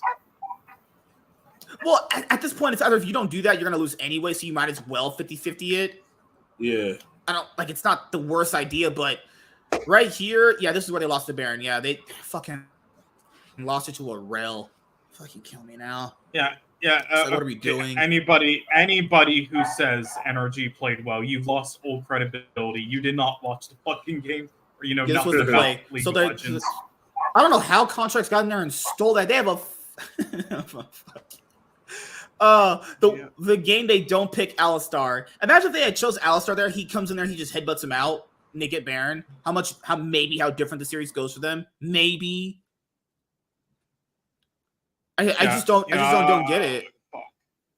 I just want to see Sven and MNS and just the fucking electric chair after this. Holy fuck. Like, I have to see how Contracts got in here, because that's so criminal how he just got in here like that. They have so much disengage tools. Draven literally can use his E to throw him back. Blabber loses the fucking game for a definitive, like losing this Baron. Yep, NA is doomed. We're so fucking screwed, guys. Yeah. Our best jungler can't even smite properly. Our best I mean, he's always had issues. Again, he's always had issues. But that's the other thing, though. I mean, a lot of people are like, man, Contracts played so amazingly. He dicked Blabber. It's like, no, they just had the better. They literally gave Blabber, Sejuani, and Maokai in comps that he gets raped in and that he can't play with his team with or even get into pits to smite things. All right, that's all it was. All right, Contracts didn't fucking gap him. So you have Blabber's dick down your throat or something? What? No, I'm not saying he did well, but what? That's literally the case. They picked Maokai in that comp and then Sejuani in comps that make no fucking sense. And then they gave Contracts his fucking best champs too. It's like, wow, I wonder what's going to happen. You know, it's just like Dokla. It's like, wow, you give him the most OP champ in this meta, Jax, for 2 of those games, and then a Rumble in 2 games against a fucking Renekton. I wonder what's going to happen. Wow. It's like he was getting dipped in lane, but it still didn't matter because he was still owning because they gave him the most fucking OP champ, so it didn't fucking matter. This is what I said about Mithy as a coach. I don't know why they asked for Mithy as a coach back again. Like I personally talked to Mithy. I personally have interacted with Mithy before. I don't think he's a terrible guy by any stretch of the imagination, but his teams always end up with a very limited weight of how to play the game. Happened with the 100 Thieves last year. They need Reignover back. I like the guy that was on TSM. I like that head coach we had last year. That Chubbs, that's his name. He was fine. Wait, what? The guy was the guy that was the head coach on TSM this split. Remember, he was on Cloud9.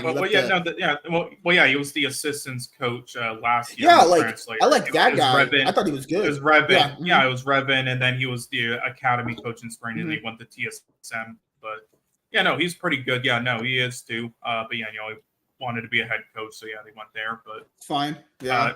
Yeah. I mean, they seriously need. It wasn't their fault. He didn't want to be a head coach at the time, like for certain reasons, and then he went to be like a positional coach for Mad Lions, and then he came back to be a head coach, I guess, for Team Liquid. But they really should have tried to convince Reignover to stay as a head coach. Like he was doing a fantastic job with the team in 2021 spring, and he actually understood the players and everything and their comfort picks, and I had him do certain fucking comps properly, just like with Team Liquid this year after that fucking Marin guy. It's like that was one of their best fucking head coaches in a while, especially after fucking Reaper's bullshit. All right, but then they fucking just got Miffy to fucking int. And I think the big issue is when you have we saw with the 100 Thieves last year, Mithy's way of how do they want to play how he wants the team to run and how they theoretically draft and play the game, they always end up with these problems.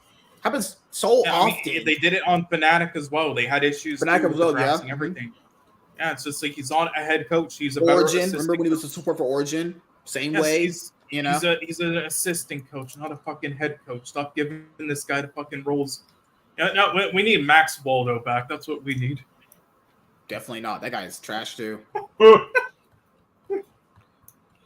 I don't know, man. We got a coach next year, Yamato Cannon. He said that he'd do it as long as it's not for a bottom tier team. Whatever the fuck that's supposed to mean in most cases for people, Yeah, we can bring back Jat to abuse his players. Yeah. Oh shit. I don't know. I don't know if it was abuse per se, because if you look at it, you think Jad's gonna abuse someone? Yeah, you'd get bullied. Here's what I really think happened. I think he was telling them how bad they were at playing situations out, and they got fucking, because we know how these guys are, man. These guys are actual pussies. Well, I mean, yeah, it's Alfari, you know.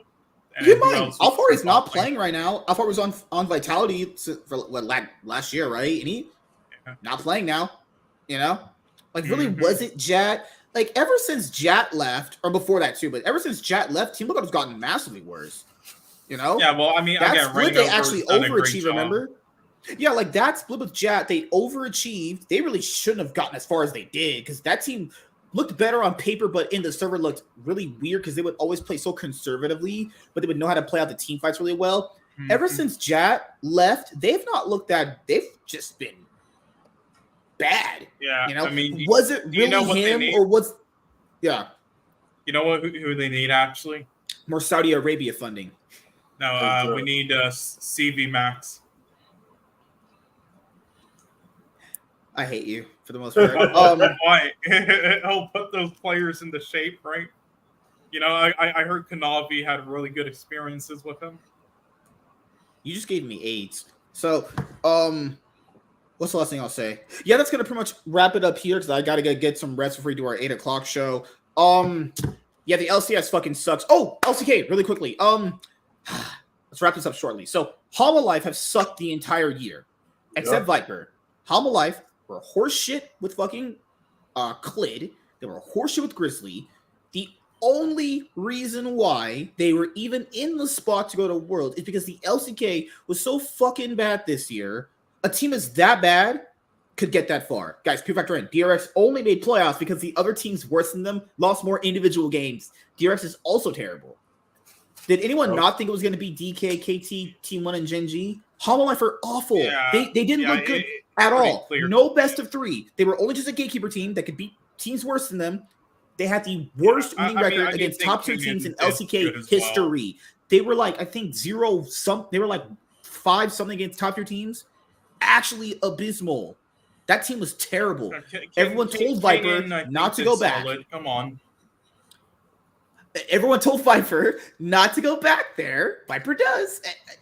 I like Viper. I think he's a great player, but holy fucking shit. Hama Life were terrible. Fuck, burn that shit to the ground. I do not get their decisions, though. It's like with Viper and Chovy, it's like they'll willingly go to like the worst LCK teams instead of good ones. Keep in mind, guys, Hama Life paid top dollar for Zeka and Kingin. They just got Zeka Zeka hasn't really worked out as well. I still think he's solid, but he has not lived up, for his world. I just wouldn't have paid top dollar for them. I wouldn't have paid top dollar, but I think Kingin Kingin's been very good. I think Zeka, again, Zeka hasn't been bad all year. He's just hasn't had like any pop off. Yeah, and that's the thing. Hama Life have this weird style where they kind of just don't do anything, and they just kind of randomly win team fights. I don't get it. Such a bad team. I can't believe people are like, oh my god, they didn't make Worlds. Did you even? I watched the entire year. They stunk the whole year. They were never good at any point. I mean, I think Grizzly had moments, but he just wasn't good moments enough. Of running. He sure did. No, he did have moments. He did. Better than that. Yeah, he definitely was better than that Clid fucker, but not hard. Still, it wasn't good enough though. But I mean, he's young. But Life is I don't understand why they even signed Life, but DR people are like, oh my god, there's a chance Barrow can make. No, guys. First of all, I hate people so fucking much. The only reason why that was even possible because they had players on a certain caliber at the time that had a possibility of doing something at Worlds. This roster was so much worse than last year's roster that was never going to be a possibility, ever. Because to even have that as a possibility, you have to fundamentally think about, wait a minute, do I have players good enough to have this happen for me? Croco, that's not a player. They bought a jungler from fucking the Red Cross or some shit. That guy was terrible.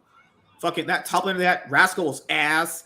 Barrel was ass. The whole team is just ass. Throw that whole fucking team out. The whole team was ass. So I can't believe people were like, Croco is amazing. What are you talking about? fuck you. Beryl didn't go to Worlds. Did you watch it? This team was bad the whole fucking year. Yeah, These teams were bad. I hope Beryl just like goes to an LCS team and gets a paycheck next year. Like, Yeah, that's good. Like, it was always going to be DK, KT, Genji, T1. It was always going to be them. If anybody watched the LCS at all, you knew Hamo was shit. You knew basically it was just a 4-horse team race, and randomly DK could maybe make it upset. And DK also are not good either, because fucking Kana and Life and Kana and Kellen are just so bad. Kana is not that bad. Fuck off. What do you mean? He has some bad games, but for the most part, he has a lot of good games. 90% of his games are bad. The problem is Kana's better when you give him resources. Every time this split, when DK actually gave him resources, he carried. All right, they just don't give him resources, so he kind of struggles in lane a bit. Yeah, Canyon's struggled. This is the first year Canyon's not been good. Like, he's struggled pretty much the most of the year. Now, I still say about what I'm going to say here. Canyon will absolutely fist any Western jungler. That's, you don't want to probably fight that guy. That guy's pretty good, as we saw last year. But the thing here is, if DK want to try to winning Worlds, he's going to get, it's going to be hard for him facing up against LPL and LCK. PLSIC is going to gap Canyon, all right? Is the world champion, all right? PLSIC is going to gap Peanut. He's going to gap Owner. Or he's going to gap because Jeff made Worlds. Yeah. Well, last night I think I jerked off on the floor. Wait a minute, what the fuck? Yeah, just remember that Johan is a world champion. Remember that. Just remember, pussy ass got to be at Worlds now, or Jojo. I mean, what he did good. I mean, again, he was fucking overrated by people, and he has a small champ pool, but he's gonna be good. He has no hair on his head. God, people are so people are so overrated him. It's like, holy fuck, he was only doing that. I hate the narratives this year, man. All the narratives, dude. All the narratives this year are like, my God, they work hard, they grind hard. The fuck. If we're at that stage of league analysis at this point where a positive for someone is that they grind hard, just burn this LCS to the fucking ground. Actually, just make sure that fucking shit goes up in flames. You cannot outwork Racing Golden Glue Gilmore. Remember that. You cannot outwork him. What's crazy is, like, this year, everyone's been like, man, APA's worked hard. And, like, it wasn't just APA. It's just that's been a weird, cringy narrative for the LCS. Like, they've worked hard. The fuck's what? Are they good? Well, they work hard. All right, we're done. He's like, I really want to see some like English translations though. For what the thing with for FlyQuest. Who was FlyQuest mid laner? Vikla, right? So people kept saying, "Oh yeah, he hit rank 1." Cool. Why does none of that shit translate in the server ever? Mm-hmm. Yeah, no, seriously. I want to see some English subtitles for what APA's teammates were saying in Korean during the games to him. Yeah, that guy was trying to for sure make them lose by how he was playing. It's just God. I just want to see what his teammates were saying. You gotta understand, Team Liquid overachieved with this roster too. Like, if Summit didn't get back into form, I'm like scared to see what they really actually look like without Summit in form. Remember, Summit got in form for them to actually look good. Most of these guys are pretty bad for the most part. Fucking cliff. Core JJ was shit. Core GG. Whatever. Core GG. Whatever. There's no JJ. Core GG. Core GG. Or Coach CC for Cum Coach. Fucking hell. But yeah, then their mid laner didn't exist. And then, I mean, ass PLSIC pussy. stepped up. Yeah, but whatever. Their jungler stepped up, I guess, sort of. Kinda. Yeah. It's. I know people. I kind of feel bad because maybe this could have been a title for them to win, but it's like, even let's say that they did. Let's say Team Liquid did win a title. That means we're really, really screwed. If that team won a title, holy shit, burn us to the ground. I mean, we already are screwed if NRG fucking won. Yeah, like if Cloud9 won, we know we suck. If NRG won, it's like, yeah, we probably suck. Maybe we suck less. If Team Liquid won the title, guys, oh my God, burn the LCS to the literal ground. That team is terrible. Remember that, all right? Ignar, Palafox, and Dokla played like they were trying to lose, and they still won. Are you ready to call Ignar a LCS champion now? Yeah, I want to throw up. That guy literally did nothing all year and was complete garbage, and now he's an LCS champ. I want to throw up. What the fuck? That's how it be sometimes, man. When I go to the LCS next year, I'm gonna see a banner of theirs in studio. Lord. And and the thing that hurts the most as well is that fucking org NRG has been such a piece of shit to so many players and other teams and other esports. If you know about their shit, and also with the San Francisco fucking shock, and then they enter LCS in 1 year and fucking win. But like most undeserving org. Yeah, no, a lot of people said it was CLG. No, this is NRG spot. CLG is gone. You can't get. Yeah, they said they didn't collect their history. So Cole, not even 1 year, one split. Yeah, not even a whole year, just a fucking split. Mm-hmm. You keep in mind, NRG came back to the league and has now been to more worlds than CLG has gone to in the last 7. Last time CLG was at Worlds was in 2016. Double Up, right? Double Up is still on the team? No, that was when they had Stixay, Huhi, Aframu, Darshawn, and Smithy. Oh yeah, when Huhi was still fucking mid later, right? What's crazy is Huhi actually beat Rocks Tigers in the game. He actually carried that game too. It's crazy. This is back in the day when you could play Aurelion Sol. Remember Aurelion Sol's old Q was gigantic? Oh my god, what a disgusting ability. I mean, listen, Albus Lots Luna is better than SK Telecom T1. All right, so what you guys got going on the rest of this week? Just more testing. I got a bunch of tournaments coming up. Got top 4 today, man. I'm feeling good. That's me. Yeah, not too much. Just watch more League, watch more Pokemon stuff, man. Tell them motherfuckers up in Hartford to suck my dick. Pause. Oh.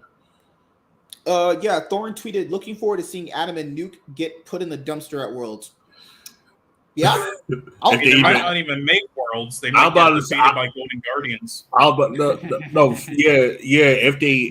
you're right. If they don't get third, they gotta go against fucking Golden Guardians. I'm just saying right now, Licorice has gone back to his Cloud9 form. If Adam can't beat Licorice, throw that whole team away. To me, it comes down to Crowny versus Stixay. That's the match that we have to. I think Crowny is better though. That's the problem. Oh no, Crowny's better. Crowny's better, but LeBron is absolutely. Oh no, LeBron. If LeBron gets caught out in the jungle or in the lane again, BDS might get 3-0. The same way you guys feel about Ignar is the same way I felt about LeBron. This guy is such a fucking fraud. LeBron is people actually think he's the playmaker.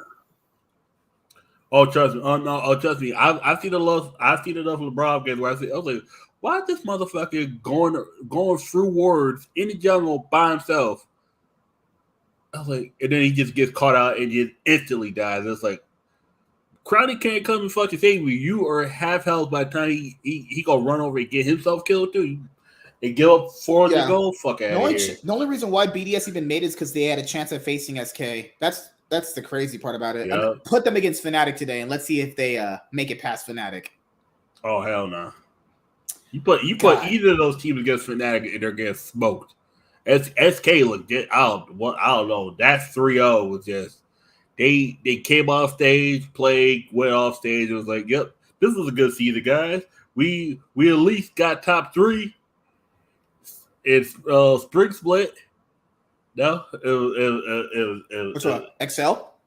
No, SK. SK got top 4 in Spring. Remember they lost to Mad Lions? Oh yeah, top 4. They got top 4. They were 1 game away from making top 3. Yeah, top 3. It was like, think about it. Hey, we got top 4 in Spring. Not fucking Spring. Winter, and then they bombed out in Spring, and they did good enough to make it to this spot. And by good enough, I mean League was so bad to the point where anyone makes this far. I mean, honestly, Koi would have been better there, and Heretics would have been better than BDS there. But and with that, we're leaving. Goodbye, everyone. Have a great night. I don't know if Koi would have been better with Balrog running the whole fucking season. Talking about that one, yeah. They're shit, but I think they're less shit than SK. That's all. I feel bad for Larson because I do think he's really good, but he's not. He needs to get the fuck off that team. Yeah, is Comp's fucking ego done now? Like fucking hell.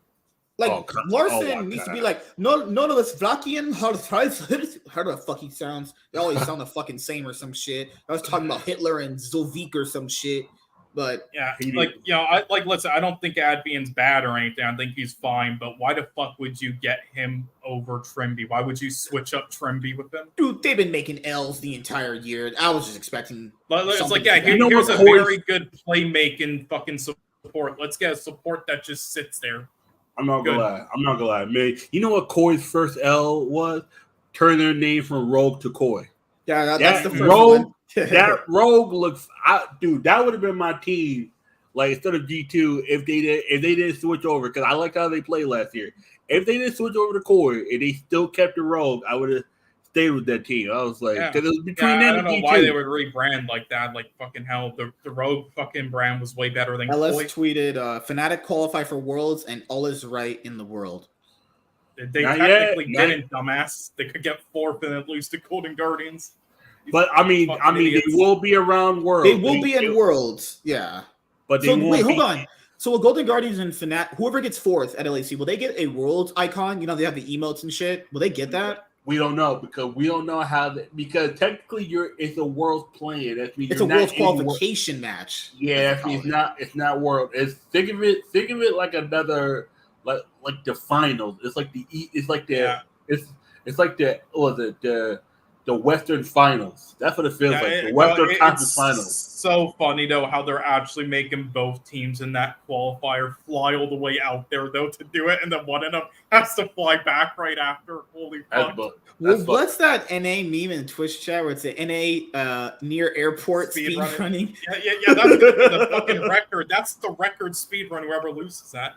Could you imagine the first Western Best of 5 of the year is taking place for a Worlds qualification match, and if NA wins that, they'll have been 6-0 over Europe. Yeah, just imagine that though. It's Worlds day 1, and then you're already going to the airport if you lose that. Shit. And they're playing in Low Park, so Gory's parents will be there. I imagine Hui's parents will probably be there too. Imagine if Gory loses that. Yeah, then he'll just stay there. He'll just stay if Gory's parents if Gory loses, it doesn't matter. He'll just stay in. He could just take his vacation in Korea. That's where he lives. I'm like, all right, Mom, I'm going home. I must feel bad for Six Day Liquors because I have to take the plane home by themselves. Because River's just going over somewhere else. Yeah, he's gonna be ching-chong in another mainly place. French, but yeah, he like fuck. People are trying. If Gory loses, he could just take his off-season break there. He lives there. Yeah. Mm-hmm. I'm gonna feel bad for Six Day Licorice because them motherfuckers don't speak no goddamn. I mean, Licorice speaks a little bit of Korean, and who can? No, Licorice speaks enough Korean because speak Chonghanese, and you're good. Because because this is what he said. In the spring split, sometimes it'll literally be Hootie, Gory, River, and Licorice talking to Korea, and Sticky just there having no fucking clue what they're talking about. And he just play ADC by himself. Literally, that's what it was. It was that one. It was because Licorice speaks enough Korean where he could translate with the guy. And Sticky is just there, just getting coached by fucking Hootie. Oh, hey, don't go late myself. Make sure you if you check the words, make sure you do not go around the words. Like literally. Wamne tweeted the last thing before we head out because we got to start doing the show. Is what a damn disaster. What a sad way to end the season. Grateful we managed to turn it around after the first 2 splits, but nonetheless, this feels really bad. Sad I didn't show up to the level I expected. Thanks everyone for the support. We'll see what the future has in store. Maybe you'll be on vacation for a while. At least he ain't talking about 15 to 19-year-olds. That's crazy. Oh my god! If he had said imagine if he said that, hey, I'm gonna fist Kiala Kitty. Oh fucking hell! Yeah, this just reminded me though how fake this is. The first time Faker's going to Worlds in Korea. Yep. Damn. Oh my god, Excel, why'd you do this? Oh my god! Here, promise. Last one before we head out, and we'll do our closing thoughts. Yeah, I mean, did you do the DFM? News. Oh yeah, whether Fisher survives this. This whole roster is getting discombobulated, so no. Oh, where the French shit survived. I saw that video. Fucking oh my god. What the fuck? Who do you think out of those 5 will stay? Abadage for sure. If Tim Reichardt's there, Abadage for sure stays. I'm telling you right now. Who's support again? Trimby, he was also on Schalke, who was from Tim Reichardt, and also was on Wamne. Limit's probably gone. Patrick 50-50. Peach is gone. I know that's a fact. Because even in that video, I think all of them are gone. You think all of them? I can see that too. No. But besides Abadage, I think pretty much all of them are gone because Limit was more of like a patch for now, and even though he did fairly well, I don't think they're keeping him. And then again, Peach is still young, and they just got him. So if they want to, sure. But I don't know. It seems like after how he played, they might not. And then Odo there's no way they keep that guy after. And then Odo Wamne's old as fuck, and he didn't perform up to standards. And then also they had Patrick for ages, and then when they finally were doing good, he didn't show up. He's just been kind of like mediocre now. So I don't think they're keeping him. Yeah, that's pretty much it. Excel season is over. I mean, we'll go more into it next week. He just careered, right? Or tell you, he got his peach open today. So yeah, do you think any LCS team is going to give another chance to Bo? No. Oh no, he's gone. He's done. Bo maybe potentially. Bo? No, Bo's gone. Like, honestly, Vitality. Vitality. No, is not keeping it. But if you say LCS, but we mean like an LCS team, Chaz. Because I mean, honestly, LCS. Oh, there could be some dumbass team go to if Santori decides to leave Dick, maybe Golden Guardians will take a risk on Bo or River. I think he's worth the gamble. He's had many EG definitely. He's an upgrade over Arbal and Shaded. Yeah. I'll say like potentially he has a future in the LCS, give or take. You gotta, because a coach is always going to be thinking, if I'm the guy to unlock that guy, I'm about to probably win the split. It's very possible. And he's had so many like great games, but he's just had a lot of bad games too. But is that more like a vitality and perks? If I'm XL, you gotta try to find a way to get Photon. I think Photon Pete might work together. Photon is so. Do you think Photon's going to LCK? I don't think given how the top lane, given how bad the LCK top laners are, he'd be a massive upgrade for a lot of them. He could though. But keep in mind, a lot of the good players on these really good teams right now, a lot of their contracts are ending. It's going to be a really, really spicy offseason after Worlds. We're talking like so spicy, your butthole's going to be on fire for weeks. I'm going to tell you right now, if they decide to leave T1, Photon might be T1 Photon next year. I would not be surprised. I think what if it's T1 pays? Holy shit! And I'm gonna tell you right now, those splits without Faker did not look well at any of them. Their value tanked so hard without Faker. Their value plummeted. I would tell you right now, Poby might be lucky to get on Dom Shin Red Force or fucking or Live Sandbox. He's going to Latin America. He's going to Latin America. We're banishing that guy to Turkey. Oh, hey, man. Hey, man. Mexican girls love Korea. That's been probably do well in Mexico. All right. We'll see you guys next week. Thank you for all your support. This season is going to be ending very soon. We're 5 episodes off from ending this season. The LEC is keeping us entertained for the most part. We'll cover more of LCK stuff next week, but factor this in. Hummel and DRX going to Worlds with the LCK would have been an absolute disaster. I remember saying DK and KT are going to make it. Because I was like, no. To be fair, we all knew it was these 4 teams that are going to be here at the end of the road anyway. LCK had gotten so bad. Fucked themselves at first because they should have just picked Hummel Life. You don't pick the easy route, you picked the better route. The easy route would have been T1 because they are the weaker team in standings. But if you see Hummel Life got a backup juggler, their mid lane is inconsistent and their bot lane is 50-50, and you still choose to play into T1 with a fresh a faker who's fresh off taking a break. He took a break. T1 got into playoffs 9-9. Came 50 the fuck out of KT. KT, Jesus. KT went from we are better than T1 to see this is why you don't play with your fucking food. The food came back and beat you in your fucking head. Counter logic roster. KT is literally just as bad at outcomes and decision making just as CLG, but just because they're Korean, no one points it out. If I went over some of the absolute abysmal things they have did and how counter logic this actual roster is, you go insane. This year, I am so not shocked that they would do that. I'm just waiting until the crazy part. You know the crazy part, right? It still would have ended up with the same 4 teams. It just would have been KT and T1. KT probably just had a little bit. Yeah, because the thing here is KT picked them, they lost. But the thing here is KT would have lost to Gen G. Oh yeah. Anyone facing Gen G is getting absolutely cursed. Everybody facing Gen G is getting absolutely cursed off. See, Gen G lost to KT because KT was on a hot streak. Yeah, because factor in, even if Gen G beats KT in that upper bracket, they still have to face T1, and they still lose by what the history showed us. Now, I'm not saying that always is going to be the case, but they just didn't need to pick They didn't pick T1. Not at that moment. It was like I understood the pick. Like I know Thorin and Monty, they were like, "Well, why face them later? You could just face them now and beat them." That's not a bad thing. That's not a bad idea. But the issue is you're playing a guy who just came back, who Rift is a lot better than it was before.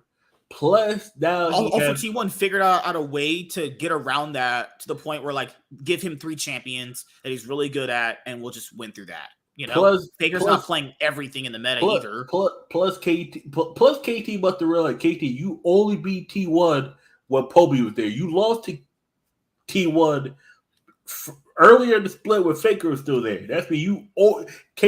I think KT must have forgot which mid laner they were playing against the second time around. They must have forgot. Also, remember, they picked T1 when they were, like, getting momentum. Yeah. What? Yeah, it was so stupid. I'm picking T1. What the fuck was that? So I was like, yep. All right, KT. We're still doing this shit in 2023. All right. Yeah, I mean, what's their chances at Worlds, though, do you think? Do you think they'll wake up and finally beat T1 and other teams? They have they have a roster that is good. I still think BDD is just a fraud, but whatever. Nope. We'll see you guys next week. Nope. We'll see you guys later. There's a good chance that the top 4 might be all Korean or all Chinese. It's gonna be one of those two. Or half and half. That too. I'm gonna tell you this way: the only way BLG wins the world is JG is on the other side, and they lose to Gen G.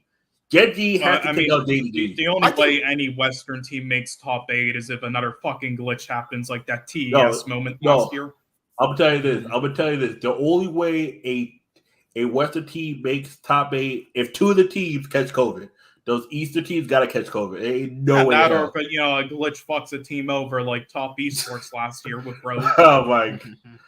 Yeah, even with the glitch, I don't think the Western team. I think GT might be the only team that'd be good enough to beat them on a glitch. Like I said, Weibo and maybe like a DK because Death's been sick so many goddamn times this split. You gotta hope. I'm not saying hoping for DK to get COVID, but I'm saying like the format this year though, it's gonna be like sort of like an MSI Rumble stage, isn't it? Just the whole thing in the bracket before the bracket. I think KT's team is good. The problem here is, do you have hope they can keep up their regular? If they can get to their regular season form, that's a pretty scary team. The problem here is clutch. Their biggest thing is clutching. They never can get it done when it matters. But that's not a bad team though. The problem here is, would you take them in a best of 5 over anyone else, given that you know that they're not good in closing out series? You know what I mean? Yeah. They can only close out series essentially against teams that are worse than them at that kind of level, but I wouldn't really favor them against any LPL team, honestly. Maybe Weibo. I think they could probably beat Weibo, but the other top 3 teams are probably just getting utterly just destroyed. That's true. Yeah. We'll see you guys next week. Okay. Goodbye, everyone. Have a great night, everybody.